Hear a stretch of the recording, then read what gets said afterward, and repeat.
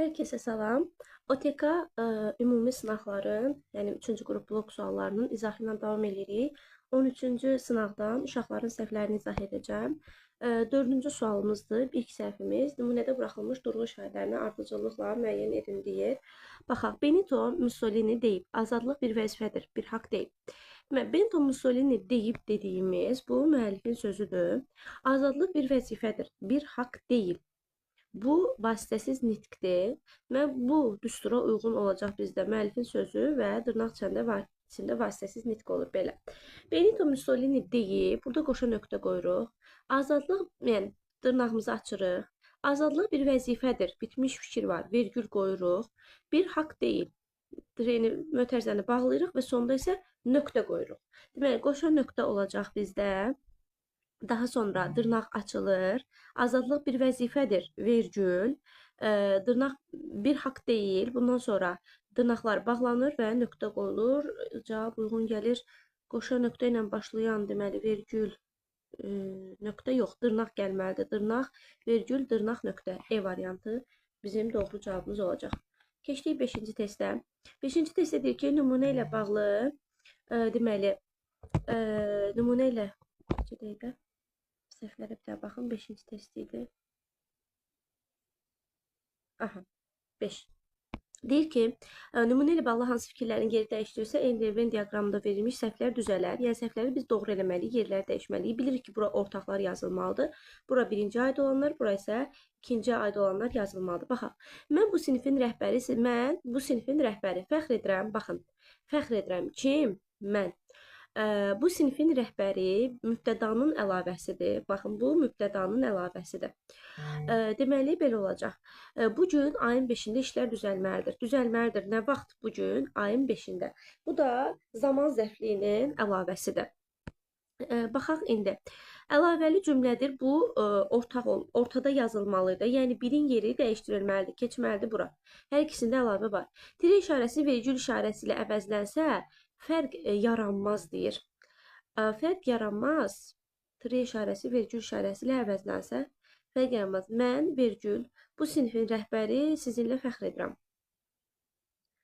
Burada fərq yaranmaz. Doğrudur. Fərq yaranmaz. Vergül olacaq. Əlavə vergül də qoya bilərik. Çünki nəyə görə? Mən birinci şəxsdədir, bu sinifin rəhbəri üçüncü şəxsdədir. Biz də demişdik ki, əgər əlavə ilə deməli, əlavəyə aid olan şəxs, yəni birinci şəxslə üçüncü şəxs olarsa, uzlaşma pozularsa, bu vaxt biz orada vergüldən istifadə edirik. Əlavə baş sözlərdən birinə aiddir. Bu tərəfə birinciyə aid olmalıydı, burada olmalıydı. Çünki mən mübtədasına aiddir. Ortaq cəhət deyil. Burada zəfliyə aiddir. Zəfliyə də ikinci dərəcəli üzvdür. Ona görə 1 ilə 3-ün yerini biz avtomatik gördük ki, 1 burada yazılmalıdır, 3 burada yazılmalıdır. Tire işarəsi vergül işarəsi ilə əvəzlənsə fərq yaranar. Bugün ayın 5-də işlər düzəlməlidir. Bugün vergül işarəsi ilə bəli, burada fərq yaranar. Niyə? Mən bugün, yəni ayın 5-i bugünü izah edir. Amma vergül ayın 5-də yazsam, onda belə çıxır ki, bugün ya da ayın 5-də və yaxud da ayın 5-də bugün, bir də ayın 5-də işlər düzəlməlidir. Burada həmcinslik yaranar. Bugün düzəlməlidir, bir də ayın 5-də düzəlməlidir. Burada həmcinslik yaranar. Ona görə də həmcinslik yaranar deyə burada sən vergüllə əvəzlənsən fərq yaranacaq. 4 tamamilə doğrudur. Ona görə bizim cavabımız olacaq A variantı 1, 3. Aha. 8-ci sualla davam edirik. Deyir, hansı ifadə müstəqil halda həm məqsəd, həm də səbəb zərfliyinin ifadəsi vasitəsi kimi işlənə bilər? Həm məqsəd, həm də səbəb zərfliyinin ifadə vasitəsi ola bilər. Niyə? Biz niyəni həm məqsəd zərfliyinin sualında görürük, həm də səbəb zərfliyinin sualında görürük. Ona görə bu ortaq sualdır. Digərləri isə olmaq üçün olacaq məqsəd zərfliyi, nə səbəbi olacaq səbəb zərfliyi, oxuduğu, olduğuna görə olacaq səbəb zərfliyi. Heç nəyin üstündə dalaşmayın. Heç nəyin üstündə dalaşmayın. Nə səbəbə dalaşmayın? Səbəbsizdir də, yəni səbəbsiz dalaşmayın. Bu da səbəb bildirəcək belə. Niyə? Həm məqsəd zərfliyinin sualıdır, həm də səbəb zərfliyinin sualıdır. Ona görə müstəqil halda həm səbəb zərfliyi funksiyasında çıxış edə bilər cümlədə, həm də məqsəd zərfliyi. Məsələn, niyə oxumur? Oxumur. Onun səbəbini soruşuram. Belə. Məqsəd də ola bilir. Sonra baxaq növbəti səhvimiz neçədədir? 12. 12. Deməli, növbəti sualın izahı ilə davam edirik. 12-ci sual. Hansı bəlkədəki sözləri isə köməkçi sözü ilə işlənmiş feil kimi də düşünmək olar deyir. Baxın, kimi də, yəni başqa cür də düşünmək olar. mesela şərt şəkli kimi də düşünmək olar. Feil isə kimi də düşünmək olar. Də burada bizə bir istiqamət verir ki, tək yox da başqa cür də düşünmək olar. Avtomatik E variantı gedir. Çünki bizə deyir feil. Şagird isimli getdi. Qəribsə, qərib sifətli getdi. Yəni deməli bu variantlar bizə aid deyil. Düzdür? Qandırmaq, qan sözünü qandırsa, deməli döyülsə, döyülmək başlanğıc formadır. Maqmək dediyimiz yer başlanğıc formadır. Bunu sən şərt şəkli kimi düşünə bilirsən ancaq. Sən bunu isə hissəci kimi düşünə bilməzsən. Çünki birbaşa başlanğıc formaya artırılıb. Biz böldürmək deyirik, böldürmək. Birbaşa başlanğıc formaya artırılıb. Sən bunu iki cür düşünə bilməzsən. Baxın, bu necə söz olmalıdır? Həm düşmək var, həm düşürmək var. Yəni düşürsə deyə bil, düşürmək sözü var dilimizdə, düşürmək sözü var. Bir də düşmək sözü var. Sən əgər ırı indiki zaman kimi düşünsənsə, burada olacaq isə hissəci. Sən əgər ırı necə leksik şəkilçi kimi düşünsən, düşür. Onda sə olacaq şərt şəkli. Köçmək düşünsən, köçür indiki zaman sə hissəci olacaq. Amma köçür leksik şəkilçi düşünsən sə olacaq şərt şəkli. İtmək də var, itirmək də var. İtmək düşünsən ır olacaq. İndiki zaman sə olacaq isə hissəci. Amma itirmək düşünsən, yəni ırı leksik düşünsən, onda sə olacaq şərt şəkli. Mən bunları, yəni iki variantda düşünülə bilən bu tipli sözlər olur. Düşmək, düşürmək, köçmək, köçürmək, itmək, itirmək. Digərlərində isə elə bir versiya yoxdur. Gəlmək deyə bilərsən, gəldimək deyə bilməzsən. Kimi də deyirdi bizə, yəni iki cür düşünülə bilsin. Növbəti səhvimiz, baxaq neçədədir? 16-da. 16. Hansı fikir deyir yanlışdır? Dostumun dar günü mən ona çatana qədərdir. Hal şəkilçi sözlərin hamısı isim deyil. Dostumun isimdir. Dar günü mən ona çatana qədərdir. Hal şəkilçi sözlərin hamısı isim deyildir. Hamısı isim daha. Dostumun deməli isimdir. Günü bu mənsubiyyə şəkilçisidir. Mən ona əvəzlikdir. Ona hal şəkilçisidir. Aha, deməli ona əvəzlikdir. Hal şəkilçisi. Deməli hal şəkilçisi sözlərin hamısı isim deyil. Bu doğrudur. Çünki ona əvəzliyi də hal şəkilçisi ilə işlənir. Bu doğrudur. Bizə yanlışı seçmək lazımdır. A variantı getdi. Səmimiyyəti 40 qat parçaya büküb sıx bağlasan, ətri yenə ətrafa yayılar. Nə tərzdə sualına cavab verən sözlər zəfdir. Səmimiyyəti 40 qat parçaya büküb sıx bağlasan. Bax, bağlamaq bizim xəbərimizdir, düzdür? Nə tərzdə bağlasan, sıx bağlasan, sıx-sıx bağlasan, nə tərzdə bağlasan, sualına cavab verən sözlər zərfdir deyir. Sıx-sıx bağlasan, sıx-sıx nə tərzdə bağlasan, bəli, sıx-sıx zərfdir və burada zərflikdir. Baxın, birinci gələn zərf nitqi hissəsidir, zərflik isə cümlə özüdür. Amma baxın, burada isə səmimiyyəti 40 qat parçaya büküb, nə tərzdə, bu da zərflikdir. Nə tərzdə sualına cavab verir, amma zərf deyil, bu söz birləşməsidir. Bildiyin nə demək istəyirəm? Büküb nədir? Feili bağlama. Bu, feili bağlama tərkib əmələ gətirib. Bu zərf deyil. Zərfdir deyir, səhvdir. Zərflikdir, amma zərf deyil. Sıx-sıx həm də zərf idi. Amma bu zərflikdir. Feili bağlama tərkibidir, amma zərf deyil. Zərf nitq hissəsi deməkdir. Zərflik, baxın, nə tərzdə sualına cavab verib. Amma feili bağlama ilə ifadə olunub. Ona görə bizim elə yanlış cavabımız B variantı olacaq. Digər variantlara da baxaq. Aynaya baxdıqda başqa birini görmək istəmirsənsə, özün kimi ol. Feili iki fərqli təsvir etmə formasının şəkilçisi işlənib. Baxaq. Dıqda feili bağlamadır. Başqa birini görmək məstərdir. İstəmirsənsə, özün kimi ol. Bəli, iki dənə işlənib. Məstər var, feil bağlama var. İsmail qrammatik şəkilçilərin hamısı işlənməyib. Baxaq. Bir insana yönlük hal var. Ən böyük yaxşılığınız mənsubiyyə şəkilçisi var. O insanla dürüst davranışınızdır. Başqa İsmail şəkilçi yoxdur burada. Bir insana böyük yaxşılığınız dürüst, bəli, cəm şəkilçisi də yoxdur, şəxs əməlli İsmail yoxdur. Andına baxıb insana inanma, insana baxıb andına inan. Hal şəkilçi sözlərin hamısı müstəqil cümlə üzvü deyil. Baxaq, inan kimə? İnsana müstəqil cümlə üzvüdür. Üzr istəyirəm, inan insana baxıb andına inan. İnan nəyə? Andına, bu hal şəkilçilidir. Amma baxın, insana baxıb. Baxıb nədir? Feili bağlama tərkibidir. Düzdür? Feili bağlama tərkibi nə edir? Mütləq cümlənin başına qədər, bu vergülə qədər birlikdə tərkib yaradır. Tərkib yaratdığına görə də müstəqil cümlə üzvü deyil. Müstəqil cümlə üzvü deyil deyir. Deməli doğrudur. E variantı da getdi. Burada da inanma kimə, insana, e, nə tərzdə, nə səbəbə andına baxıb məsələn, andına baxıb. Burada da yenə də andına sözü tərkibin içindədir. Müstəqil cümlə üzvü deyil. E variantı da doğrudur. Və bizdə B variantı yanlış oldu. Növbəti səhv 19-dadır. 19. Cədvələ uyğun olan fikirləri müəyyən edin. Tək sözü yalnız iki əsas bir köməkçi hissəsi kimi işlənə bilər. Tək sözü haqqında mən danışmışam. Deməli, tək sözü yerin təki isim ola bilir. Yerin təki, yəni bu bastığın, ayaq bastığın yer mənasında isim ola bilir. Tək sözü sifət ola bilir. Tək sözü zərf ola bilir. Artıq 3 əsas nitq hissəsi oldu. Deməli, bu getdi. Biri ataram. Eyni söz kontekstdən sonra həm danışanın ifadə etdiyi fikrə münasibət, həm də istinadçaları bildirə bilər. Bu görədir. Yox, əsasən də üzr istəyirəm, əsasendir. Bəli, əsasən sözü həm qoşma ola bilir, istinad bildirir. Məsələn, Füzuliyə əsasən deyək ki, məsələn də filan şeylər belə olub. Məsələn, Lamiyə əsasən sabah hava soyuq olacaq. Hava proqnozuna əsasən, məsələn, proqnozu verən adama əsasən, yəni hava sabah soyuq olacaq. Burada istinad bildirir.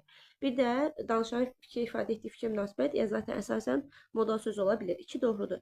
Düz sözü həm ədat, həm də sifət kimi işlənsə də zərf kimi işlənmir, səhvdir. Düz danışır, burada zərfdir. 3 yanlışdır. Deməli biz buradan 2-ni götürəcəyik. Keçdik yanlışlardan yanlış götürmə. İlə sözü həm köməkçi, həm də əsas ilə əsas nitq hissəsi olmur. Yanlışdan yanlışı götürəcəyik. 4.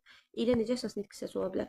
Amma ancaq lakin sözləri 2 qrammatik əsası olan cümlədə işlənibsə, yəni 2 qrammatik əsası olan cümlə nədir? Yəni amma ancaq lakin sözləri mürəkkəb cümlədə işlənibsə, tabesiz mürəkkəb cümlədir.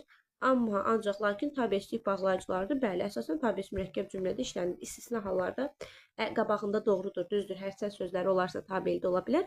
Bizə də demir, həmişə tabesiz də deyir. Əsasən tabesizdir. Bəli, əsasən 99% tabesiz cümlədə işlənir zaten. Bu doğrudur, götürməyəcəm. Buradan yanlışı seçməliyəm. 2-ni götürmüşdüm. Yanlışdan 4-ü götürəcəm. Ah sözü homonim işlənə bilmir. Yanlışdır. Çünki ah ismi də var. Məsələn, onun ahını alma, nəyini alma. Bir də ah sözü nidadır. Homonim kimi işlənə bilir. 2, 4, 6 cavabımız olacaq. B variantı. Keçək. 22-dir. Özündən sonraki işlənən ahını almaq frazoji birləşmədir. Orada ona görə dayandım. Amma isim də ola bilir. Ah. Məsələn, deyirəm ki, ahın dağlara, daşlara. Burada ah isimdir. Nə? Dağlara, daşlara. Yəni isim də ola bilir. Nida da ola bilir. Yadda saxlayırıq, amonimdir. Ümumiyyətlə, nidaların bir çoxu isimlərlə amonimlik yarada bilir. Bu məqamı diqqətdən qaçırtmayın. Məsələn, vay sözü. Vay düşdü, yəni yas düşdü mənasında isimdir. Nə düşdü? Yəni isim də ola bilir bir çox. Ona görə o məqamı diqqətdə saxlayın. İsim olmaq versiyasını yoxlayın həmişə. Özündən sonraki işlənən 22-yə baxırıq. Özündən sonraki işlənən hansı sözün qrammatik mənası dəyişir? Baxın, gərək ədatdır. Gərək ki, baxaq, gərək ədatdır, gərək ki, modal sözdür, elə variant. Gərək bizdə ədatdır, gərək ki, modal sözdür. Mən əvəzlikdir. Mən ki, məsələn, belə deməmişdim, yenə də mən əvəzlik olaraq qalır. Hərçənd deməli bağlayıcıdır, hərçənd ki, yenə bağlayıcıdır. Kaş arzu şəklində olan ədatdır, kaş ki, yenə arzu şəklində olan ədatdır.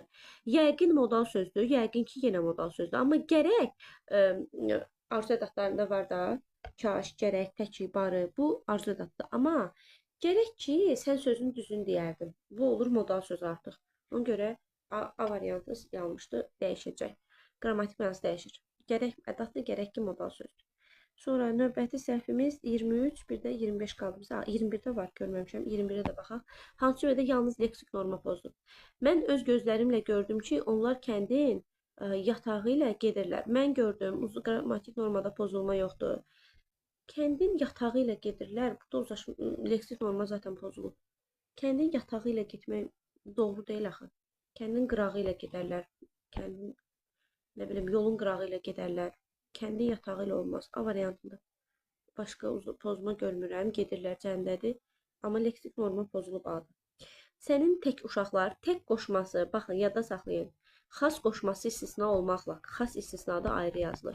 Digər bütün bir hecalı qoşmalar bitişik yazılır. Bu fonetik normanı pozub.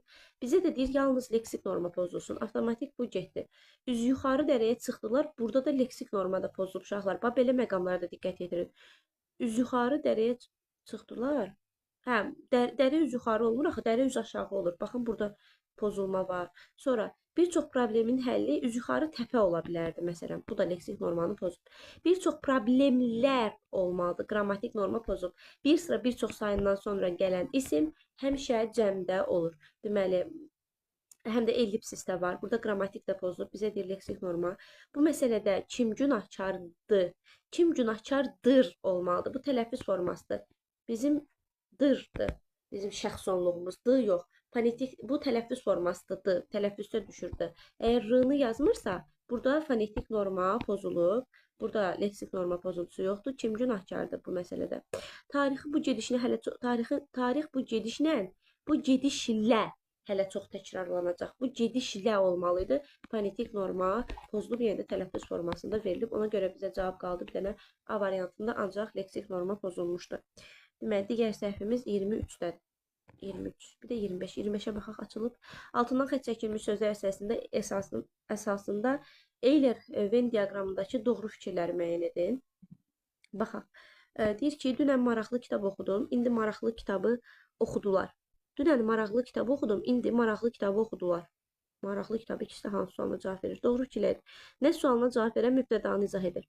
Oxudum nəyi? Kitabı. Tamamlıqdır. Deməli, mübtədanı izah edir. Bu yanlışdır.